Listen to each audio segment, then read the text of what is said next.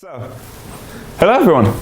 I am Hannah Rose, as I carefully illustrated here, and I'm going to talk about autobiographical games, or as the title says, your games about you.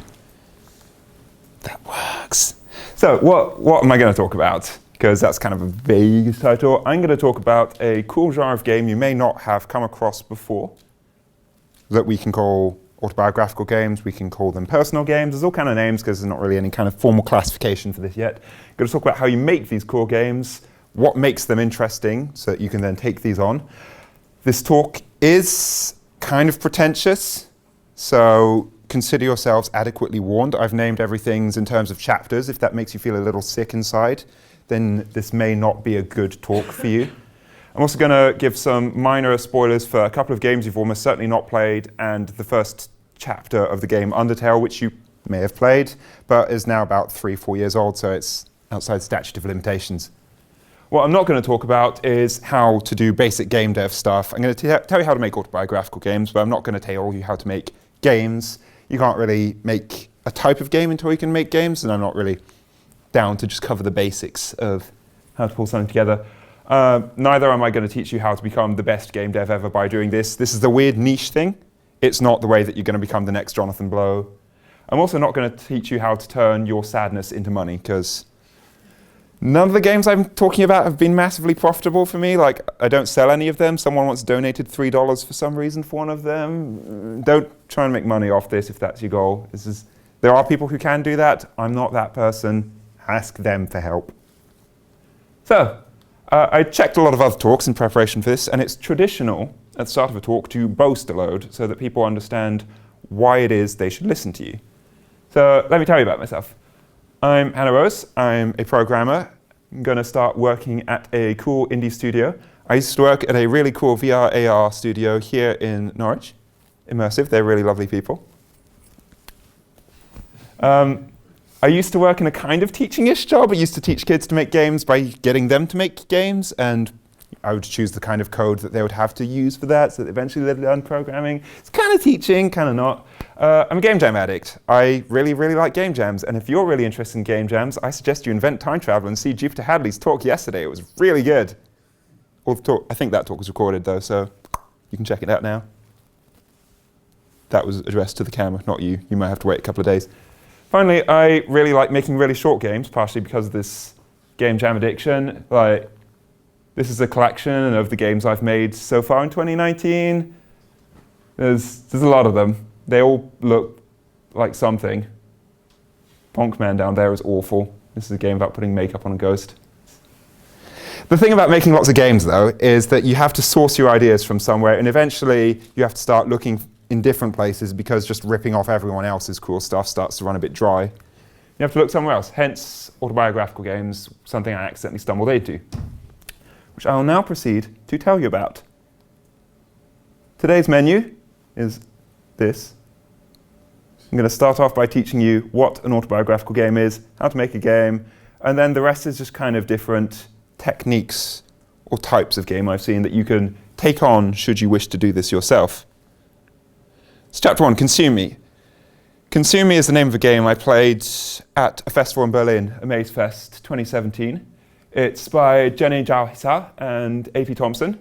It's absolutely incredible, and I'm going to spoil my favorite moment in video game history so that you can never experience it yourselves. I'm also going to teach you what are personal games and why should you care. So, Consume Me. Consume Me is actually a collection of games. I'm only going to focus on one of them.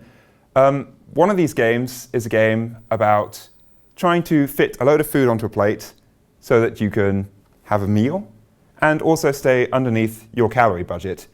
Consume Me as a whole is a game about Jenny, the designer's experiences in life, and this one focuses on eating disorders. This specifically, I believe, is anorexia. And just to walk you through the moment I had about 2 months ago. Here we go. So here's a less movie version of the game. So you take all these food elements and you arrange them here, and you want to try and get as much food as possible, but you also want to stay underneath your 500 calorie budget. So what do you do? Obviously you take the lettuce, you take the other yucky green stuff. Oh yay, I love me some omelette. You put it on the plates. It's kind of difficult. You're struggling to try and find a way to avoid just filling yourself up on ham, because that's got a lot of calories. And then, at some point, I can't speak for how everyone else would experience it, but for me, at some point, you notice, oh, hey, there's this eat meal button down here. But it doesn't wait for you to fill the entire grid. I don't have to fill up my entire plate before I can eat. I can just eat nothing, and then I'll win. And just like that, I felt really clever for discovering that anorexia is a thing. Suddenly, I think, oh, great, I just don't have to eat, and I can live a happy life, and that's really bad. You should eat lots of food. It's good for you. Anorexia is bad. Just suddenly, in that moment, Jenny had made me, as a person, realize that, well, not only discover the mindset that often goes behind this kind of decision, but also feel clever for coming into it. And it gets to you, that kind of thing. It lives in your brain. It's hard not to think about making games like it afterwards. So, what is an autobiographical game? Personal game. I like personal. It's less syllables. So, personal games generally tell a very personal lived experience. Either it's something you have something that's actually happened to you in the real world, or maybe it's just something that kind of lives inside your head. Generally, they will try to induce your experiences into other people. For example, consume me. I've never been anorexic. I'm very grateful for that. But through the game, I was given a taste of this mentality. Autobiographical games are really good because games aren't just words. Language is powerful, but it is a limiting model, and games, while also being very limited, can communicate things in very different ways. They can speak to you in very sort of instinctive ways. The reason autobiographical games exist for a lot of reasons. I made them because I needed more interesting things to do, and I had a lot of big feeling things, and I wanted to make games out of my big feeling things, but people make them for all kinds of reasons. They can also be pretty easy. It's really easy to find inspiration from yourself, because you kind of know yourself better than most things. So chapter 2, how to make a game. How do you make a game about the one thing you know best, that thing being yourself? The first thing I generally do is I just throw a whole load of things I know about myself. Oh yeah, I'm engaged. I wrote Star Wars fan fiction when I was 13. I tend to be restless and scared of cars, and oh boy, am I anxious. I've also electrocuted myself when I was young, and I'm a Shrek Super Slam champion. Really good at Shrek games. So when you have this list of things about yourself, you can pick something out, and this can be the core of your personal game. Once you've chosen something, you can start to list some feelings or some thoughts, or generally just word map out things you consider key to this aspect of yourself. And I'm going to give an example. I mentioned before, wow, am I anxious? So what does anxiety feel like? If I wanted to make a game about my very personal experiences with anxiety, what does that look like? And I'm going to give you an example right here. I made a game about going to conferences and meeting people who are very cool, very smart, do incredibly cool things, and it's all kind of uncomfortable. So here's a game called I'm a Terrible Person. It's made in Berlin about 3 days after I actually saw Consume Me, and my head was still filled with these thoughts. And it's a game where one character meets another character. This person is kind of a mashing of every person I've ever met and felt intimidated by how cool they are. And you just go through and you talk to them. And all the things you say are based on actual experiences I've seen in myself and others. You go up to someone, they say, oh, what have you done? And you're like, oh, I've kind of made games, so's everyone else, yeah. And, I made the character respond with what these people normally tell me, nice encouraging words. But as you go through, you start to get some intrusive thoughts. And this is where that word map, that sort of exploring what this means to you, is because when I talk to people and I have anxiety, I tend to get these thoughts that pop into my head. We often have the, oh look, I could just push someone in front of a train kind of thoughts, that kind of intrusive thought. Except when I'm talking to people I really respect, I suddenly remember every awful thing I've done in my life and have a sudden urge to tell them. So that's what this starts to represent. Oh yeah, what have you done with your life? Oh, you don't want to know. And the game just continues. You actually have a normal conversation, because that's normally what happens when I meet people. I don't tend to go up to random people I admire and express how awful I've been. You know, it's a personal game, so the games you talk about in here are actually games I've made. I have actually made a game called Don't Fall in the Thames, where you press space to fall in the Thames. That's also a personal game, but for someone else.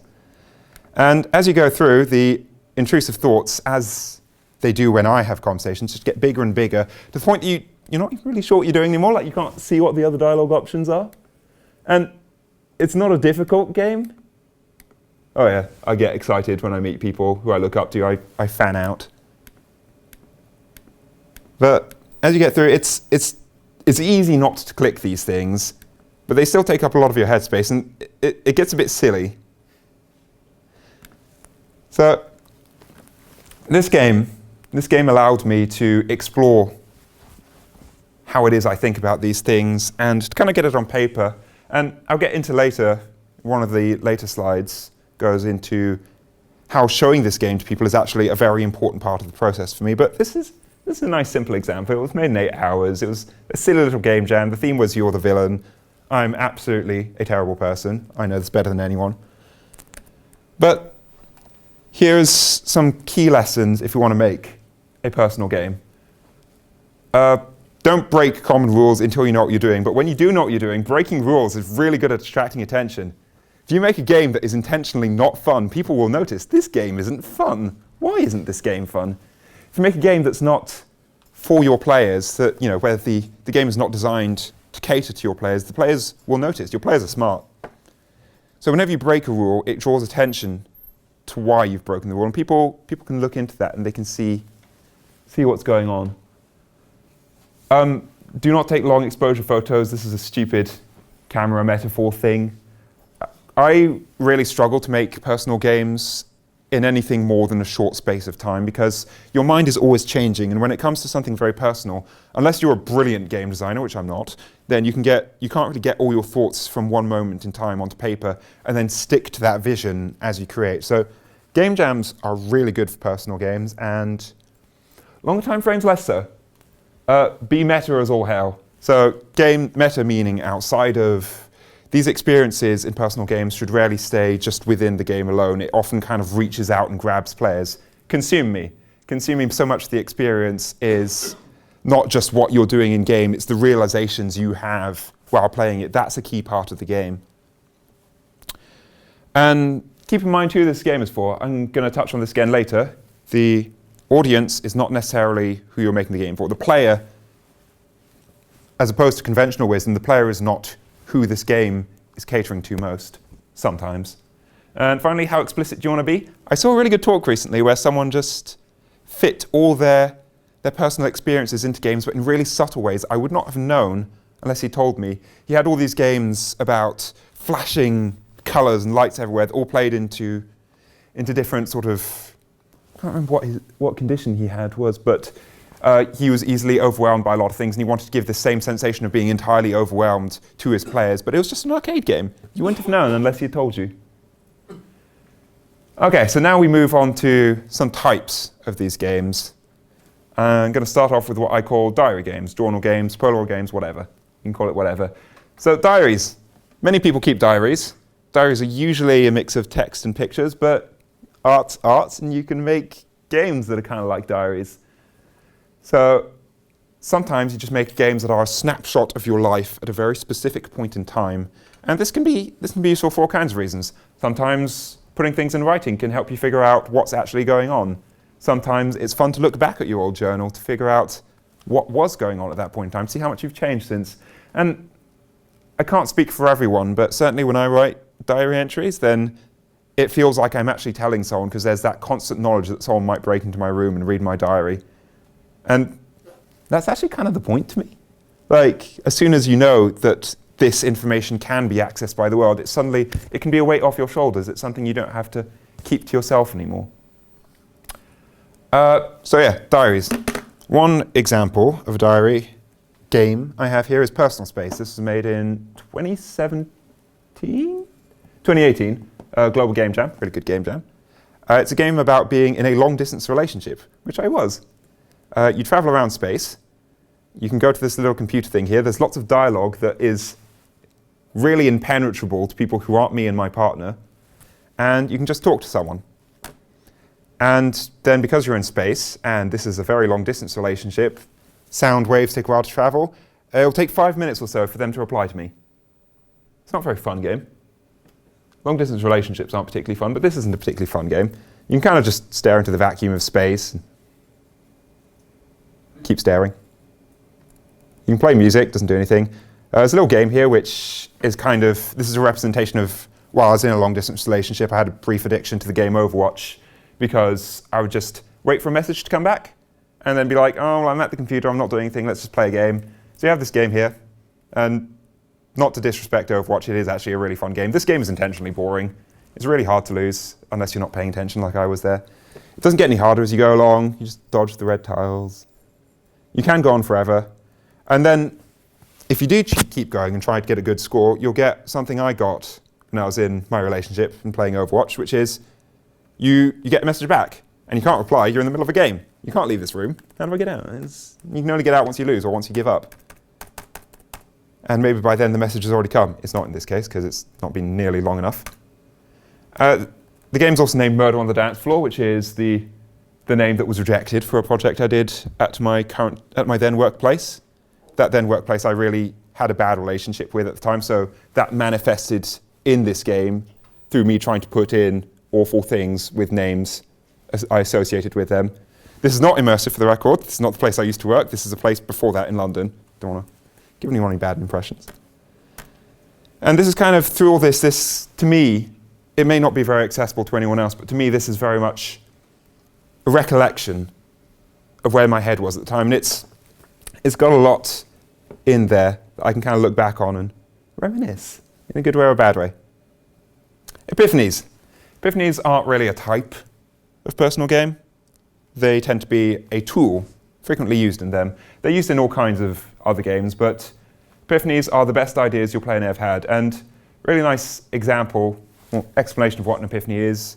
The film Inception is, the entire premise of this film is we want someone to have an idea. What's the best way of giving them that idea? It's to make them think they came up with it. So an epiphany, to me, in games is when, instead of telling a player something, instead of telling them it's space to jump, you let them have the idea themselves. That's partially just good tutorial making, but in the context of personal games, this is very much what Consume Me did so well. Consume Me was powerful because Jenny never told me anorexia is bad. Jenny never told me this is how it feels. Jenny made me think something, and then I discovered it myself. And because I discovered it myself, it just feels so much more powerful because I believe myself more than anyone else. Sorry. Here's an example of mine. This game was actually exhibited at Norwich Games Festival 2017, and here's a recording of the lovely Jupiter Hadley not playing it because my computer's not connected to the internet. Oops.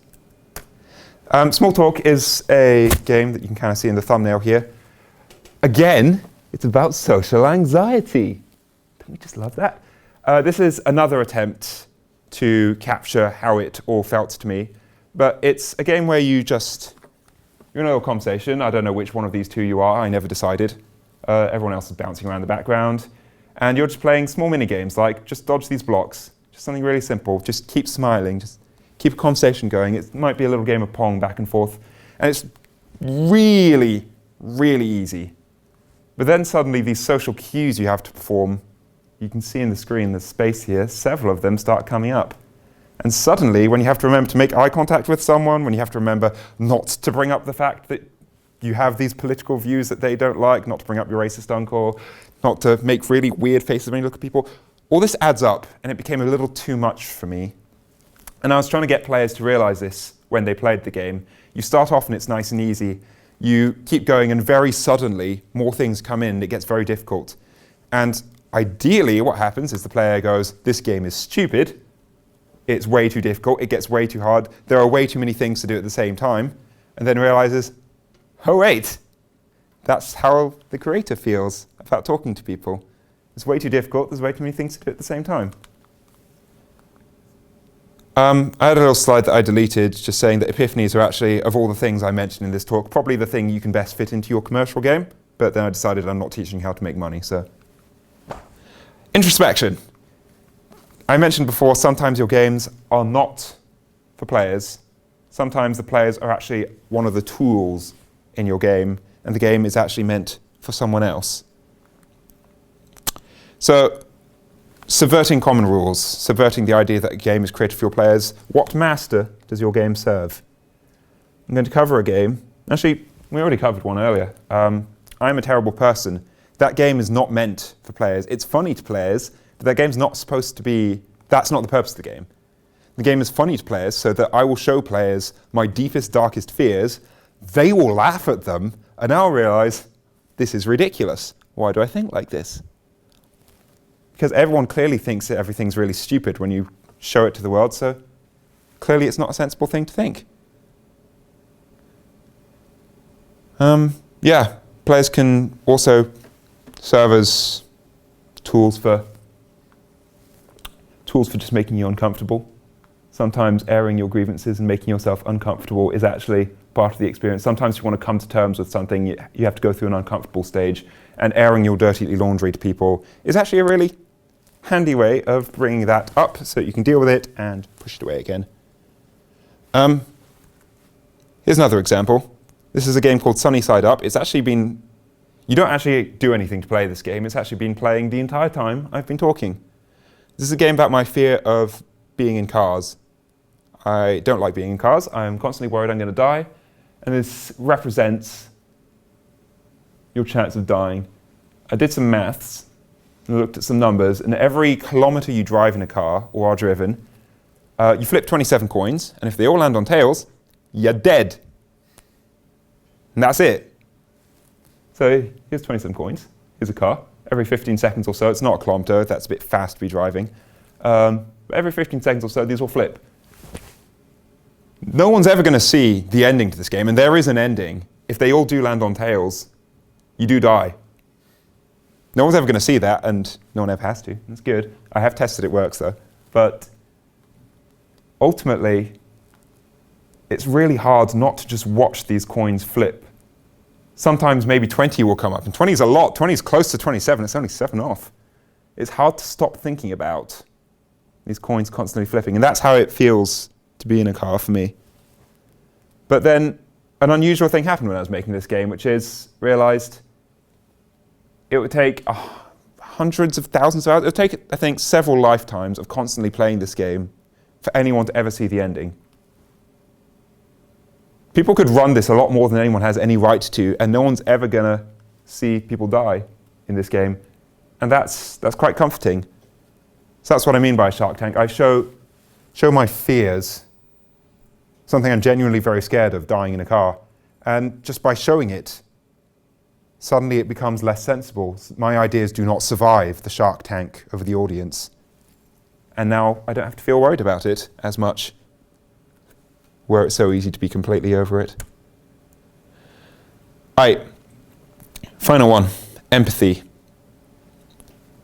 I'm going to start off with 2 totally unrelated theses.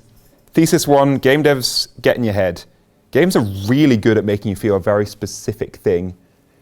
And I don't mean just like, story games or whatever. Everything, Mass Effect has a mechanic in it where the last sliver of your health is actually worth quite a lot more than it looks like, because that way you get shot a bit, you're low on health and you think, oh my god, this is tense. And because it's more health than it looks like, you succeed. And those game devs have very successfully made you feel like you are some sort of absolute pro, when really you just had a lot more health than you realized. I have Undertale here. Undertale's a game that some people on the internet feel strongly about in a number of ways, because people on the internet are like that. But personally, I think it has one of the most powerful first acts of any game I've ever seen. And that's because this character here, Toriel. The game introduces you to Toriel, a maternal figure, who just looks after you the entire game, protects you from everything, is really nice to you, bakes you pies, and then through the game dev getting in your head, you're convinced to willingly, knowing the alternatives, kill this maternal figure. And not everyone does it. I did. But game devs can get in your head to the point that you can do something that you will regret. I restarted my game then. I did not stop regretting. I've still not stopped regretting killing Toriel. I'm so sorry. Second thesis. A lot of the things that stick in our minds, a lot of things that make us unhappy are based in isolation. I mentioned earlier I previously had a really difficult job that I struggled with a lot. They pushed a lot of overtime. This industry has a problem, we need to unionize. But the problem you have at the time is you feel so alone. You're working these long, long hours. You're being told you're not doing good enough, and it's entirely something you keep to yourself because you think it's your own failures. You have depression is so widespread these days, but people just internalize it and blame it on themselves. We keep everything to ourselves, and no one, just through not being able to talk about these things, because you're not allowed to talk about these things. That's not the English way. That's not stiff upper lip. We don't talk about problems in this country. And if we combine these two, we can create something very powerful. I mentioned earlier I have not had experiences with anorexia myself. So imagine someone playing Consume Me who had. Or imagine, if I'm to take something I can actually relate to, a game called Transit by Scottish developer and journalist Natalie Clayton. A short game about being on a train and seeking healthcare with the NHS. Seeking healthcare for being trans, which I am. This is a game that speaks to people in different ways, but it will speak to me in a very different way than it will to most people. It opens up talking about 2 years on a waiting list, God knows how many phone calls. This is something that I have lived myself. This is a personal game I have lived through. It's when the game later says that was a lot longer than 2 months, I can just nod and sort of be a bit sad because, yes, I also know that when the NHS tells you, wait 2 months, they don't mean 2 months. And I know that when the game says, one of these days I'll remember to buy a bloody rail card, I did not buy a rail card for years, and this really small, silly point just really got into my head because this story being told is a story I can relate to. And when at the end of the game, it tells me it's worth it, really. Sometimes it sucks, but it's worth it. This is the point I haven't got to in the story yet. But just because I have this problem that I can't speak about to people because that's not what you do. And this game suddenly is here to tell me this message. If you play Consume Me as someone who's experienced anorexia, or if you play Transit as a trans person, these games have a very hidden, secret message and an incredibly powerful 5-word message, which is, I know how you feel. And really, sometimes this is all you need to hear. This can just mean so much. To just know that someone else out there has understood a problem you thought was your problem alone. They've understood it so well that they can perfectly capture this feeling in a game. You know that they're exactly like you because they've perfectly embodied how you feel. So, personal games. They're fun. They get a bit heavy sometimes. There are some nice ones. I've made some happy personal games. I showed a game about putting makeup on a ghost. That's a personal game. I put makeup on a ghost once. Halloween's fun. Thank you for listening. If any of you have any questions, you can start thinking about it now. How much time do we have? We have a good amount of time left, but if you don't have any questions you want to ask now, do feel free to catch me at the end of this. It's traditional to ask everyone to follow you on all social media because I like numbers going up. I've got a website, I've got all my weird games here. These slides, I'm going to post them online afterwards. I'll try and get the Norwich Games Festival people to retweet it or whatever. I'll also make sure when the slides do go up that I have links to the 2 games I described because they're really quite remarkable games and people should try games like this and people should try making games like this. Thank you very much for listening.